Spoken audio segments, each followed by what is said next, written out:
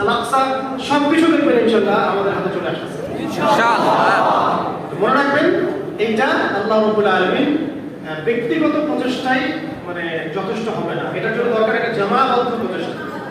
যেটা বলছি ব্যক্তিগত প্রচেষ্টা এটা হবে না, দরকার জামায়াতবদ্ধ প্রচেষ্টা, এবং জামায়াতবদ্ধ প্রচেষ্টার মধ্য দিয়ে ইসলামী রাষ্ট্র গঠন করা, এরপরে বিশ্বের মধ্যে হস্তক্ষেপ করার চেষ্টা করা। আল্লাহ আমাদের সবাইকে সেই হারানো ঐতিহ্য ফিরিয়ে আনার তৌফিক দান করুন। আমিন। আপনারা সবাই শিক্ষিত সমাজ, আমি জানি আপনারা বুঝে ফেলছেন যে এই হারানো ঐতিহ্য ফিরিয়ে আনতে হলে আমাদের কি কি করতে হবে, বুঝতে পারছেন না? জি। আর আমাকে বলেন তো কি কি করতে হবে, বলেন একটা একটা করে বলেন, একটা একটা করে বলেন।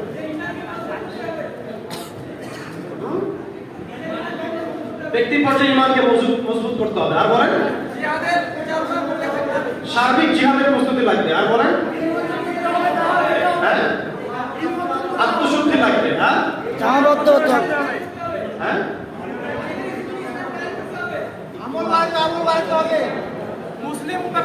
ঐক্যবদ্ধ থাকতে হবে, জামাবদ্ধ থাকতে হবে, দিন কায়েমে জজবা থাকতে হবে, আত্মশুদ্ধি লাগবে, ওলামায়ে কেরামের সোহবত লাগবে না লাগবে না? লাগবে, অবশ্যই লাগবে। এটা আবার মিস করবেন না, এটা মিস করলে আপনি বিপ্লব হয়ে যাবেন। ঠিক আছে? তারপরে হালাল হারাম ঠিক রাখতে হবে। তার চেয়ে বড় কথা, এই বিশ্ব আর আগের বিশ্বের পার্থক্য বুঝতে হবে না, আমাদের ক্রাইসিস গুলোকে ফাইন্ড আউট করতে হবে না, সমস্যা কোন কোন জায়গায় দেখতে হবে কিনা, সমাধানের পথ খুঁজে বের করতে হবে কিনা। আর এই চেষ্টাটা কি ব্যক্তি কেন্দ্রিক হবে না জামাবদ্ধ হবে? আর একই সাথে আমরা কি ওই কাফের ফাসিক জালেম মুশরিক মুরতাদদেরকে স্থান দিব না? ওরা যদি আগামীতে বাংলাদেশের শক্তিশালী হয়ে ফিরতে চায় কি করবেন? ঢুকে দেব, এক কথায় রাস্তায় নামতে হবে। হয় বাংলাদেশে তাওহীদ থাকবে না হলে শিরক, হয় কুফর থাকবে না হলে ঈমান, হয় তাওহীদপন্থী মুসলিমরা থাকবে না হলে কাফেররা থাকবে। আর আপনারা যেটা চান সেটা আপনারা বুঝে নেন, কি চান? তাওহীদ। হয় এখানে আল্লাহর জমিনে আপনার দিন কায়েম হবে, না হলে তাগুত কায়েম হবে।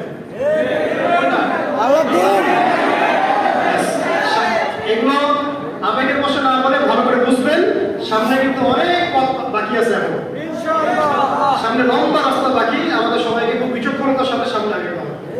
আপাতত সবাই যার যার এলাকায় জামাবদ্ধ হয়ে যান, ওলামায়ে কেরামের সাথে মাশওয়ারা করে এবং ইসলামপন্থী ভাইদের সাথে একত্রিত হয়ে থাকেন। ঠিক আছে? ইনশাআল্লাহ ইসলামপন্থী ভাইদের মধ্যে কিছু ত্রুটি বিচ্যুতি থাকলেও তারা আপনাকে গোমরাহ করবে না, ঠিক আছে? মানে গোমরাহ করবে না ইনশাআল্লাহ। আর যদি দেখা যায় কিছু ইসলামপন্থী ভাই কোনো এক সময় আল্লাহ না করুক ক্ষমতার সুরসুরি পেয়ে যদি আমাদেরকে ভুলে যায়, তাহলে তো তার বিচার আল্লাহ করবে।